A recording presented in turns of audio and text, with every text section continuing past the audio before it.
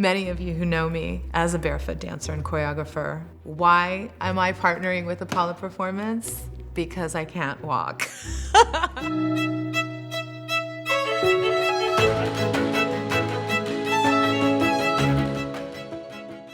Today's dancer is saddled with a culture that has ingrained several risk factors for overuse injury. Throughout the series, we will discuss all of these, but today's episode, we will focus on flooring and the footwear. There are two types of injury mechanisms, overuse and traumatic. Dance injuries typically fall into the overuse category. Given the numerous repetitive movements in dance, there is a higher incidence of overuse injuries, which usually occur during class or rehearsals as opposed to happening during performance. 65% of injuries are from overuse, repetitive strain, and inflammation. What happens with overuse injuries is inflammation occurs in the tendons, ligaments, muscles, and joints. And when inflammation is not tended to properly, it will only build up into more painful and even chronic injuries. Regardless of technique, that inflammation, if not properly taken care of and not given enough rest and recovery, can and will lead to chronic injuries, pain, and possibly even career-ending injuries. Teachers should consider flooring in their studios as an investment for their students' health and well-being. I've literally gone into studios that have linoleum floors. I've gone into studios that are literally just thin rubber, not even marley, on top of cement. And I can't walk probably for days after that. However, even a proper sprung floor can't stop all of the inflammation that is caused by the repetitive movement in dance. What you wear on your feet should be just as important.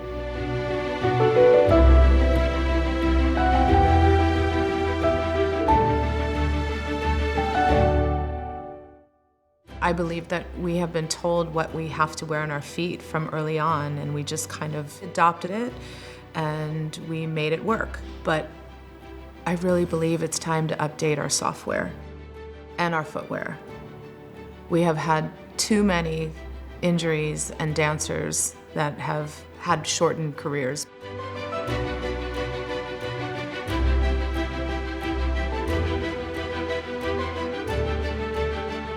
The history of barefoot dancing in the US begins with Isadora Duncan, who shocked early 20th century audiences by refusing to wear shoes when she performed.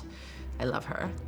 Duncan's bare feet were a rebellious act. I love her even more, representing her desire to push dance beyond the rigid confines of classical ballet. But there's another side to this story too. Some modern dance innovators, including Martha Graham, actually adopted the practice of dancing barefoot for practical reasons. Without shoes, Graham's dancers could maintain better balance and stability. Dancers love the ability of full contact of the floor to feel grounded, which can also improve balance. However, due to the nature of dance and the repetitive movement and the heavy impact of several styles of dance, inflammation occurs in the feet, which does not go away on its own. I was kind of the trailblazer in the commercial dance world that just basically rebelled against shoes. Modern dancers and in college dance, they were mostly barefoot, but when it came to the commercial dance world is when it started taking root about being barefoot. And we were doing the shows and doing So You Think You Can Dance and doing all these, teaching all over the world, and everyone was barefoot. And I think after a long time of being barefoot, my feet really gave out.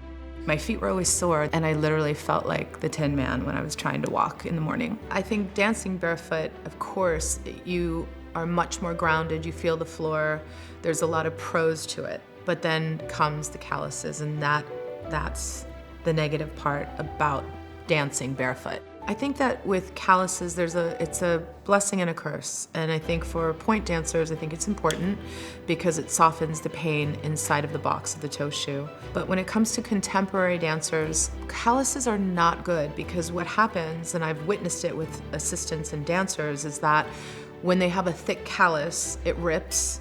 And depending on how thick the callus is, the deeper the rip is, which takes months to heal, sometimes it doesn't, and there's an issue, and then they have this big gash in their skin that just heals that way. I would highly recommend rethinking what calluses do for your feet as a dancer.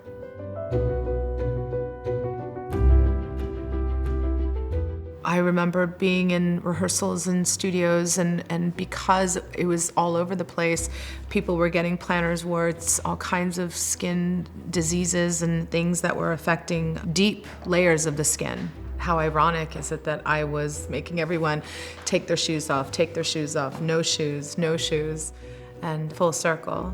And now I'm here talking about how important it is to support and love your feet. Partnering with Apolla Performance is a lifesaver for me.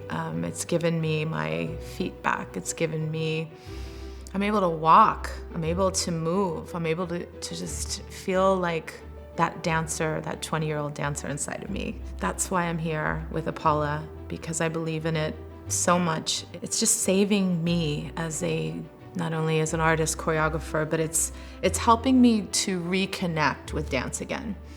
I thought once I had to put my sneakers on and be that teacher that just kind of walks around in these big chunky sneakers because I can't dance anymore, Apolla gave me my relationship and my love back to dance again. Apolla has so many different varieties of shocks because everyone's feet are different and the skin is different, and where it hits you and how the floor feels on your feet, everybody is different. Everyone has a different journey, and that is the beauty of Apolla, is that they have a shock for everyone. Why are we so adamant on what is defined as a dance shoe? I feel like everything is more about the aesthetic and not about the health of the foot, and that's why Apollas were born. That's why they were created, because it's not only for the health of the foot, but it's also aesthetically a new way of looking at footwear for the dancer. I personally love the look of the Apollas. I personally love the way not only do they feel, but how they look for the foot, for a performance, not only for studios and rehearsals, but for the stage. Many teachers and choreographers don't want their students or dancers wearing socks. And I understand why you would not want to wear a regular sock. They can be dangerous for some dancers, but these are shocks. They're so much more than that. They are footwear that is the perfect hybrid of shoe and sock. It's giving you the freedom of movement, feeling grounded, and allows your muscles to be activated. It doesn't provide a crutch like a cast or a shoe does, so it doesn't prevent building strength. And it helps to reduce and prevent inflammation during rehearsal and performance hours. So it is very unique. It's a very unique dance footwear that really gives you everything you need in footwear as a dancer. When people create newness and break new ground, it's always a little uncomfortable because it's new. And it's so important that if we don't have those kind of people that are breaking new grounds, we would never evolve.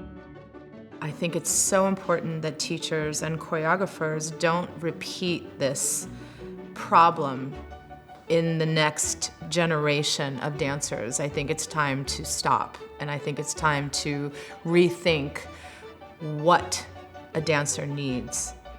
We have pushed boundaries farther than ever. We are stronger, and we are not doing a double pirouette anymore. We're doing so much more. It's almost non-human what the dancer is doing these days. With that said, that is physical abuse on your body and your feet. And you have to change with the times. You have to evolve with the times. We can't keep staying in what we wore on our feet 20, 30 years ago. It doesn't work. There's so much knowledge and information and the evolution of technology and science, and all of the information we need is right here to save our feet and to save the dancers' bodies for longevity in their careers. Dancers are artists and athletes and need to treat their bodies as such. Artists challenge convention, as Isadora did. Athletes challenge their bodies physically and mentally. We do both. Our dancing has evolved. Our artistry has evolved. Not all traditions are good for you. Throughout history, many traditions were rebuked for the better. Let's create new traditions that enhance dance, because at the end of the day, that is what it is all about, that we just dance. Longer and stronger.